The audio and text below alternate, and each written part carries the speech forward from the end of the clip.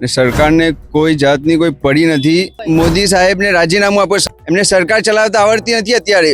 એમને ઉંમરના હિસાબથી છોડી દેવું છે. એમને રાજીનામું આપી દેવું જોઈએ. પ્રાઇવેટ અડાણી અને અંબાણીને બધું પ્રાઇવેટ આપીને આવી રીતે નિર્દોષ લોકોની ખેલ ખેલે છે જાનથી.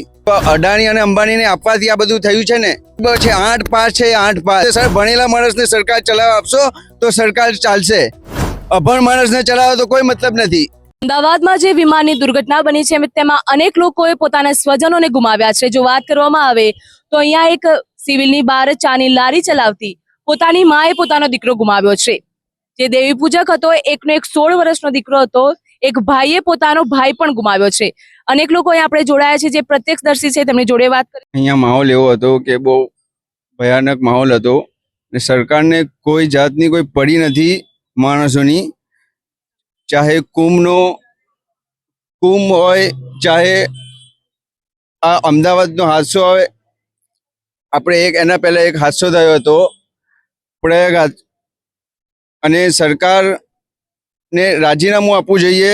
મોદી સાહેબને રાજીનામું આપો. સરકાર એમની ઉંમર થઈ હિસાબથી એમને સરકાર કેવી રીતે ચલાવી કોઈ હિસાબ જ નહીં. અને પ્રાઇવેટ અડાણી અને અંબાણીને બધું પ્રાઇવેટ આપીને આવી રીતે નિર્દોષ લોકોની ખેલ ખેલે છે જાનથી. એમને સરકાર ચલાવતા આવડતી નથી અત્યારે. એમને ઉંમરના હિસાબથી છોડી દેવું છે. એમને રાજીનામું આપી દેવું જોઈએ. કામ તો ગરીબ લોકો માટે આ જનતા કેવી રીતે મળે છે? આ કઈ શું કારણે મળ્યું છે આ હાદસો? અડાણી અને અંબાણીને આપવાથી આ બધું થયું છે ને. એ જ ને સરકારનું એ દોડા કરે છે, બાંડના દોડા કરે છે ને પબ્લિકને કોઈ જાતનું કોઈ કેવી રીતે મળે છે. હર જગા ઉપર જે મહાકુંભનો છે, અમદાવાદનું આ છે, પબ્લિક કેવી રીતે મળે છે કીડા મકોડીને તરફ. બેંગ્લોરમાં કોઈ જાતની કોઈ નેતાઓને કોઈ પડી નથી.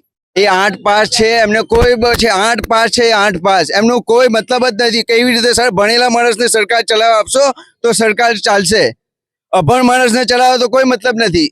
તો હાલ પ્રત્યક્ષદર્શી દ્વારા કહેવામાં આવ્યું છે કે જે સરકાર છે સરકારની તમામ પ્રકારની ભૂલ જોવા મળી રહી છે. જે 2025 ગયું છે એમાં અનેક પ્રકારની દુર્ઘટનાઓ સર્જાઈ છે. તેમાં જો કહેવામાં આવે તો મહાકુંભ મેળાની દુર્ઘટના થઈ ગઈ.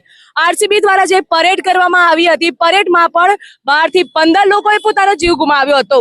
ત્યારે આ ત્રીજી ઘટના સામે આવી છે જ્યાં અમદાવાદમાં વિમાન દુર્ઘટના સર્જાઈ હતી. તેમાં 300 થી વધુ લોકોએ પોતાનો જીવ ગુમાવ્યા છે. અનેક સ્વજનો રોઈ રહ્યા છે.